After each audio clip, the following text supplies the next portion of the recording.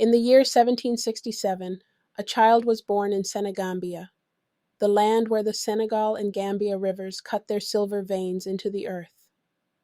But before he took his first breath, the world around him was already trembling with storms not of the sky, but of men.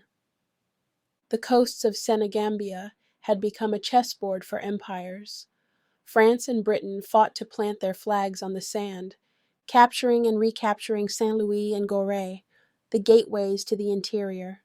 To the Europeans, these ports were treasure keys. Saint Louis opened the Senegal River and its caravan trails of gold, ivory, gum arabic, and captives, while Gorée's stone ramparts gave shelter to ships bound for the Americas. But to the Africans who lived here, these places were wounds, mouths that swallowed sons and daughters and spat them across the ocean. Inland, the people lived in kingdoms and lineages that stretched deep into history. Wolof, Mandinka, Serer, Fulani, Jolof, Kabu. Each had its own rulers, its own scholars, its own traditions. Islam had long rooted itself here. Quranic schools rang with the voices of children reciting verses, and Muslim teachers carried authority in courts and villages. To be born in Senegambia was to grow within earshot of the Quran, to know that life was more than trade or power. It was submission to the Creator. And yet, that world was cracking under a terrible weight. The Atlantic slave trade had turned people into the coin of empires. French, British, Portuguese, and Dutch traders lined the coasts, opening their holds not only for captives, but also for guns, cloth, alcohol, and beads. A new sickness entered the land. Alcohol, foreign and burning, was poured into the hands of African rulers as payment. With it came confusion, dependency, and betrayal. Like a drug, it blurred judgment. Men who once swore to protect their neighbors now looked across the river and saw not kin, but currency. This was the atmosphere into which Boukman was born, a place where betrayal had become a trade language. Rival kings fought wars not only for honor, but for bodies, prisoners who could be sold at the coast in exchange for muskets and powder. Some of those captured were children who barely knew how to speak in the tongues of trade, farmers from villages that lived far from the centers of power, or isolated tribes without weapons. They were the easiest to seize, the easiest to sacrifice. And here lies the deepest wound. Even Muslims, educated in Quran and raised in remembrance of Allah, were not spared. To be betrayed by strangers was one pain, but to be handed over by your own people, sometimes even by men who prayed in the same direction as you, was another. Imagine a young Quran student, suddenly bound in chains, whispering the words of Allah as he was marched to the shore. His mind, disciplined in faith, could not understand how brothers could sell brothers, how hands that once held prayer beads could pass him into captivity. That confusion lived heavy in the holds of ships, where Muslims recited aloud to steady the hearts of others, even while their own hearts broke. This is why I say, the sickness was not just chains or whips. The sickness was spiritual distortion. When hearts are intoxicated by alcohol, by greed, by the false power of guns, they forget fitra, the natural state that calls us to protect life, not trade it. And when fitra is forgotten, even your own people may sell you, leaving the innocent to suffer both the violence of the foreigner and the betrayal of the familiar. Boukman was born into this world of contradiction. Quran schools on one side, slave ships on the other. A world where one child could be raised to memorize God's word, while another was marched to Gorée in exchange for gunpowder and rum. A world where the educated were shocked to find themselves chained beside the unlettered, where both learned the same bitter truth, that power, once poisoned, eats its own children. The rivers of Senegambia carried not just trade goods, but also whispers of grief. In the night, mothers prayed their children would not be taken. Fathers tightened their grip on sons who might be seized in the next raid. Communities learned to live with the knowledge that tomorrow the world could collapse into captivity, into this storm of betrayal, intoxication, and colonial rivalry. A boy would be born in 1767. His name would carry books.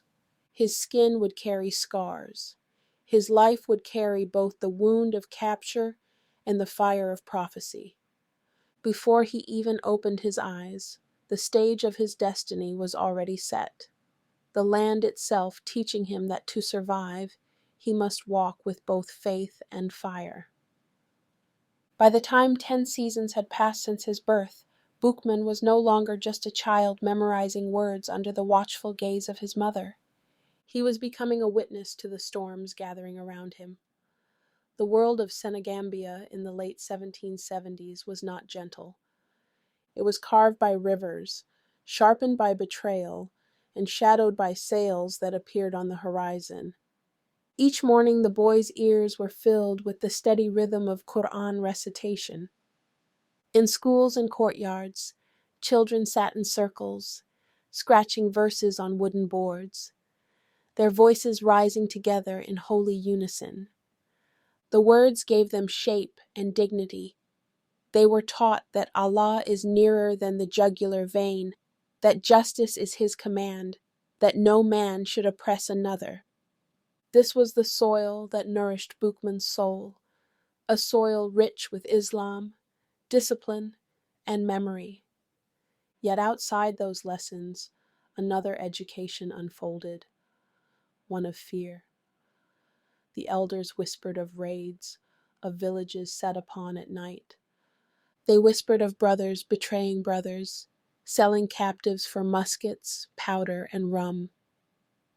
Rum, burning and foreign, flowed like poison into the veins of rulers. It clouded judgment, turning kings into merchants of their own people. Children saw their leaders stumble with glazed eyes, drunk not only on alcohol, but on the illusion of power. Boukman absorbed this contradiction. By day, he traced the verses of mercy with his finger. By night, he listened to stories of families torn apart, of fathers bound and marched toward Saint Louis or Gorée, where French and British traders sat like vultures on their stone islands. He learned that men who forgot their fitra, their natural bond with God, could do unspeakable things. Across Senegambia, the kingdoms were fracturing. The proud Mandinka empire of Kabu weakened. Rival Wolof and Sera rulers warred against each other. Prisoners of war became commodities for trade. Guns thundered in the distance, weapons bought with human lives. It was a cycle that devoured itself. The more people sold, the more weapons arrived, and the more wars erupted to create new captives. Boukman saw it clearly, even as a boy. This was not strength. This was sickness. He watched the Muslims around him, scholars, imams, Quran reciters, shocked into silence as their students vanished. For a child raised in submission to Allah, the betrayal was incomprehensible. How could men who prayed in the same direction sell their own to foreigners? How could hands that once held prayer beads now hold shackles? The betrayal felt heavier than the chains themselves. And still, the boy was being trained by the world, trained to see duality, light and shadow, faith and betrayal, trained to understand that knowledge is more than survival. It is the fire that makes men dangerous to oppressors. The colonial powers feared the educated most, for they knew that a man who could read the Quran could also read the truth of his condition. And so, as Boukman studied, he was also being marked, prepared for a role he did not yet know would shape the destiny of nations. The air in those years was thick with contradictions. Children reciting surahs in courtyards, drums beating in warning when strangers approached, mothers clutching sons tighter at dusk. Ships anchored at Gorée, their wooden bellies yawning open for human cargo. Markets where cloth, beads, and liquor were exchanged for bound captives. And within it all, a young boy learning that faith and betrayal could exist side by side, that the heart could be pure while the world around it was corrupt.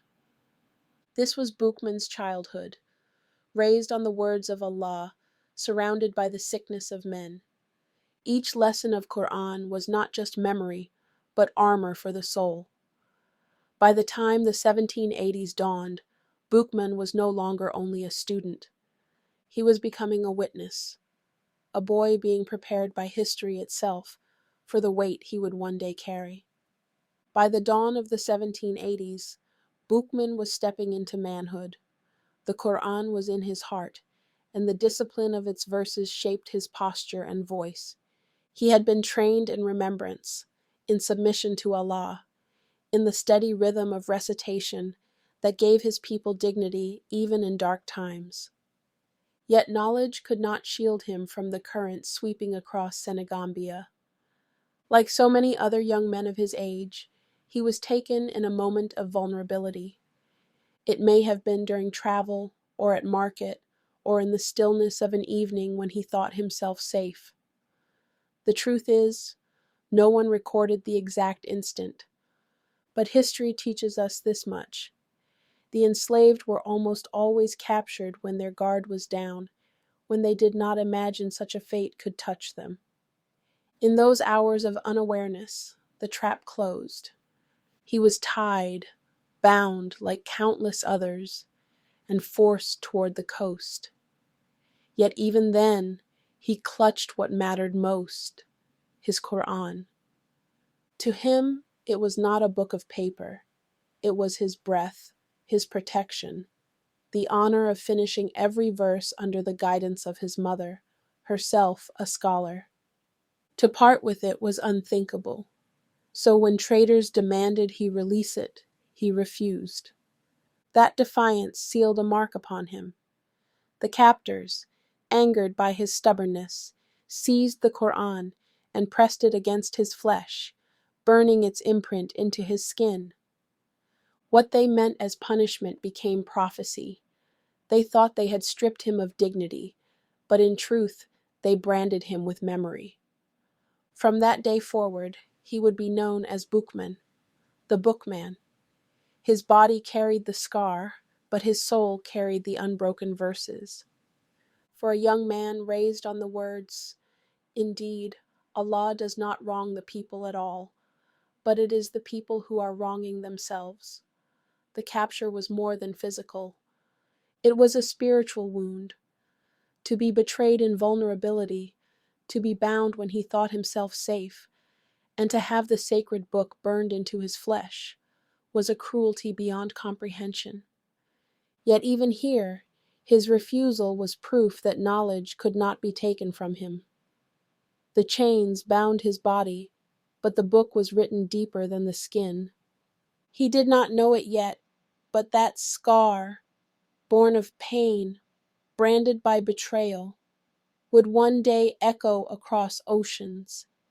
His name itself would testify that he had finished the Quran, that he carried it with him into exile, and that even in bondage, the Book of Allah could not be silenced. Bound and stripped of freedom, Boukman was pushed into the current that swallowed so many from his homeland. The book was no longer in his hands, but its scar was now pressed into his flesh. What his captors thought they destroyed, Allah preserved.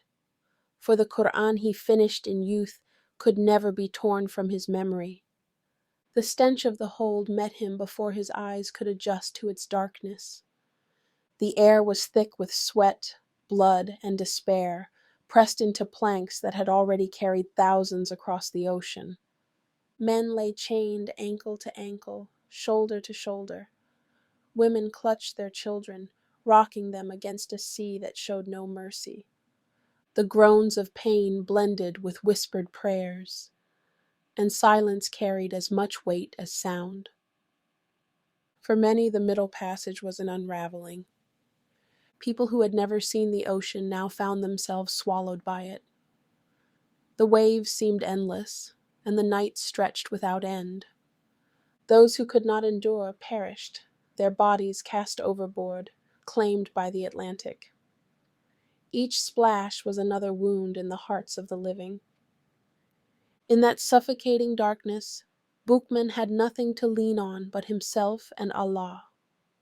No walls of a Quran school, no steady rhythm of recitation around him, only chains, fear, and the sound of waves striking the wood. One can imagine a young man, scar still raw on his skin, trembling in shock, whispering in his heart to the only one who could hear him. In those nights, when no human hand could rescue him, he could have only relied on Allah. The ocean did not simply move the ship, it carved something into him. It showed him the depths of human cruelty, but also the resilience of human spirit. Each day he survived, each breath he drew despite the suffocating air, each glance of courage he gave another captive, was a spark refusing to be drowned. When the ship finally cut across the horizon and the African coast disappeared, Boukman's old world was gone. But within him, another world was forming, a vision that chains could not hold and that oceans could not drown. He carried with him the mark of the book, burned into his body but alive in his soul. His captors had tried to strip him of faith, but instead they gave him a name that would outlive them all. Boukman, the Bookman. The ship's anchor dropped on the shores of Jamaica, one of Britain's richest colonies, its fields heavy with sugar, and its air heavy with chains. Boukman was set to labor there, but the masters quickly saw he was different. He was strong, disciplined, and intelligent, too intelligent to be left among the ordinary ranks. So they placed him in a position that carried both burden and contradiction: slave driver. In this role, he was forced to oversee others in the fields, to enforce the order of the masters. But what the masters thought was control became his education. As a driver, Boukman could see everything: the anguish of his people, the mechanics of the plantations, the cruelty behind the wealth. Every lash, every cry, every broken body passed before his eyes. The role that was meant to make him complicit instead sharpened his rebellion. And Boukman did not use his position as they intended. Beneath the surface of obedience, he began to teach. He shared knowledge with the enslaved who looked to him. Some said he taught them letters. Others said he whispered the words of the Quran. Others still that he simply spoke dignity into men who had forgotten their worth. However it took form, the truth was the same. He was giving the people an identity larger than slavery. This was his true crime in the eyes of the masters. A man who could work was useful. A man who could fight was dangerous. But a man who could teach was intolerable. His influence spread like roots beneath the cane fields, unseen but unstoppable. Captives who once saw themselves as broken began to stand taller, remembering they were human. Whispers of his name, Boukman, began to move through the quarters. It was not yet shouted, not yet legendary, but it was enough to make overseers uneasy. They saw the way men listened when he spoke, the way women trusted him, the way his presence unsettled the order of the plantation. The masters decided he could not remain in Jamaica. His mind was too sharp, his influence too strong, his rebellion too near. So they sold him again, shipping him off as though distance could silence him. What they did not know was that in sending him away, they were delivering him into the hands of destiny, to Saint-Domingue, the land that would one day erupt in fire. By the will of Allah, Boukman's journey did not end in Jamaica. The masters thought they were banishing him, removing a threat. In truth, They were only fulfilling a decree written long before their ships ever touched African shores. Allah was moving him, carrying him to the soil where his purpose would unfold. The ship brought him to Saint-Domingue, the French colony that would one day be called Haiti, a land drenched in sugar, blood, and pain. Here, 500,000 enslaved Africans toiled under the harshest system in the Caribbean. They were worked to death in the cane fields, denied even the smallest recognition of their humanity. Their lives were counted in profit, not in breath. And into this crucible, Allah placed the Boukman. In this new land, Boukman's reputation followed him. He was again given the role of slave driver, a position meant to enforce fear and order. But just as in Jamaica, the masters misjudged him. They thought his intelligence could be chained to their service. Instead, Allah used it as a weapon against them. From that vantage, Boukman saw everything: the cruelty of the overseers, the endless suffering of the enslaved, the fragile foundation on which the French Empire stood. He did not keep his knowledge to himself. Quietly, he taught the captives, just as he had before, planting in them a sense of self, a reminder that they were not born slaves, but believers, human beings with dignity. Some remembered the Quran with him, others learned letters, others simply heard words that lit sparks in their hearts. His teaching was dangerous not because of books or letters alone, but because it restored identity. It reminded the people that Allah had not abandoned them. And so, what the masters intended as punishment became providence. They thought they were removing a threat from Jamaica, but in reality, Allah was relocating his servant to the very place where revolution was written to begin. Every step of Boukman's exile was in truth a step closer to his mission. Among the enslaved of Saint-Domingue, whispers of his name grew louder: Boukman. It carried with it not only the scar of the Quran on his body, but also the unshakable faith that no chain could erase. He was not only a man of strength. He was a man who reminded others of their own worth in the sight of Allah. Soon the time would come when those whispers would rise into thunder. But before the storm broke, Allah had planted his chosen servant where he was needed most. It was the summer of 1791. Saint-Domingue was cracking under its own cruelty. The enslaved were suffocating under lashes, hunger, and the endless fields of cane.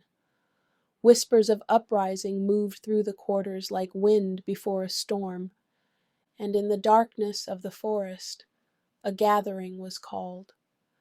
A gathering that would be remembered as the spark of the Haitian Revolution.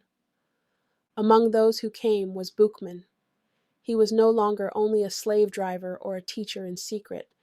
He had become a guide, a man whose presence gave courage to others.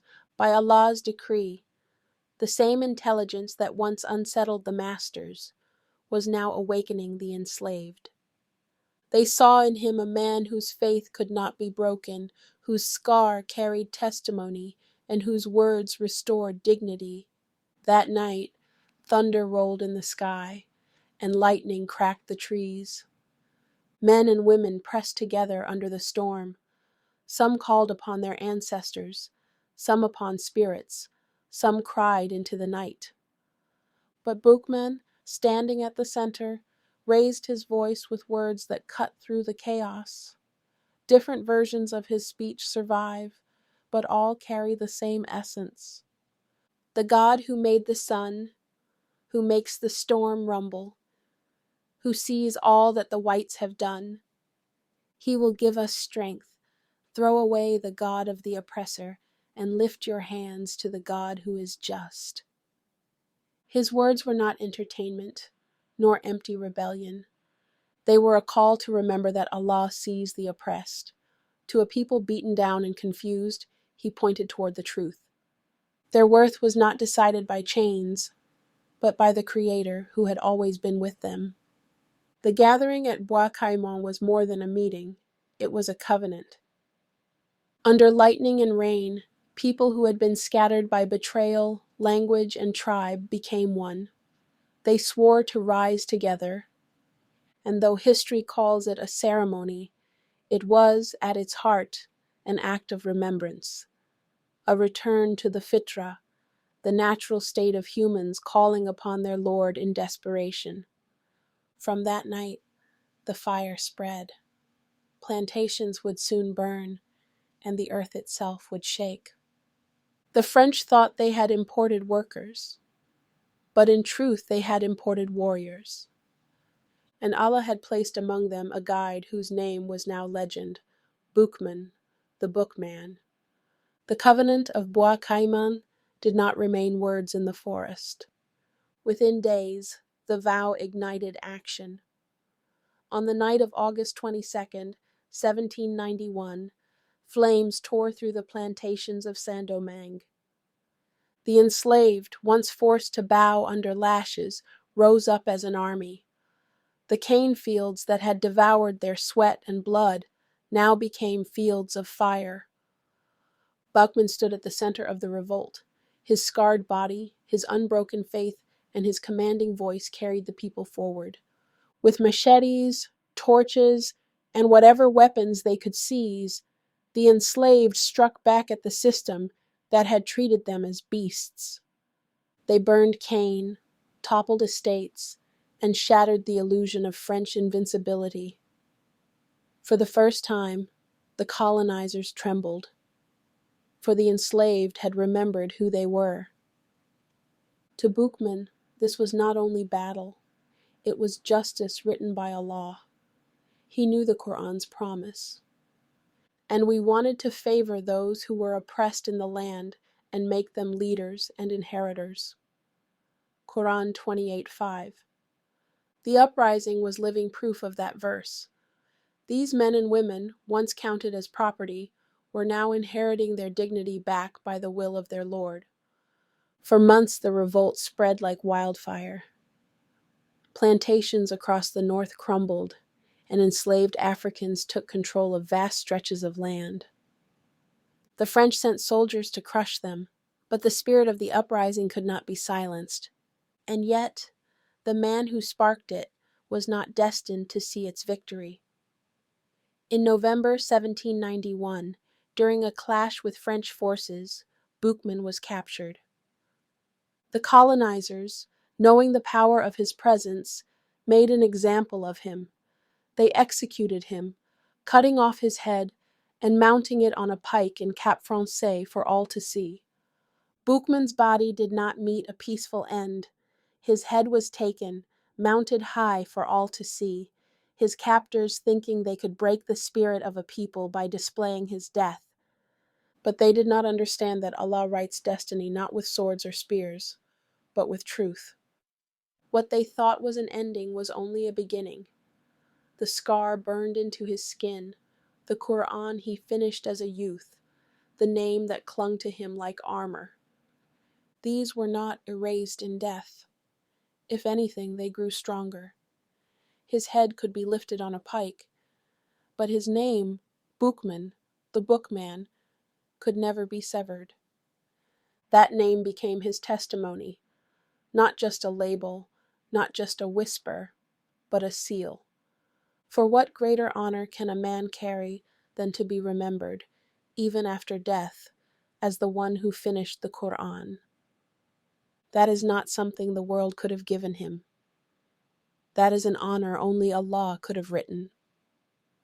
His enemies thought they stripped him of dignity, but Allah returned it 1,000-fold. They thought they silenced him, but Allah ensured his name was remembered, and not remembered as just another rebel, but remembered as a man whose identity itself was tied to the book. Every time his name is spoken, every time history recalls him, it is the Quran that echoes through. This is the legacy of Boukman, not peace in his death, but eternal honor in his remembrance. a man whose story proves that Allah is the beginning and the end, that He alone raises some names above time. He is remembered not simply as a revolutionary, but as the one who finished the Quran. That is honor no historian could ever imagine, but Allah willed it to be seen. Before I end this story, here are things for you to sit and really think about, and I'll see you on my next adventure. Vodou priest is a colonial label, not a proven truth. French colonial writers called Boukman a Vodou priest, to reduce the revolt to superstition, instead of admitting it sprang from intelligence, organization, and divine justice. That framing made their records easier to defend and easier to teach later. Saint-Domingue was religiously diverse. Enslaved Africans came from many backgrounds. Some were Muslim, others followed different African traditions, and many blended practices to survive. Colonial reports erased these differences and labeled everything Vodou. Boukman's foundation was Islamic. He was born in Senegambia, raised Muslim, and finished the Quran under the guidance of his mother, remembered as a scholar. His literacy and discipline are part of why people called him Boukman, bookman. Oral memory also preserves that he refused to surrender his Quran when being sold and was scarred for it. A lived testimony that the book could not be taken from him. Whether or not the mark is documented in archives, his very name keeps that truth alive. His remembered words sound like Tawheed. Accounts of his speech at Bois Caimon invoke the God who created the sun, who makes the storm rumble, who sees all. That language aligns with Tawheed far more than spirit worship. From a Muslim point of view, could such a man convert to Vodou? There is no reliable evidence that Boukman abandoned Islam. Claims that he reverted come from colonizers who didn't understand or chose to blur Muslim presence. Far likelier, he stood among a mixed crowd, letting people cry out in the way they knew, while he himself relied on Allah. Using clear, universal language about the one God to unite the oppressed. His legacy was written, not folklore, to be remembered after death as the man of the book, the one who finished the Quran, is an honor no empire could grant and no pike could erase. Allah sealed that dignity to his name, Boukman, so every remembrance of him echoes the Quran.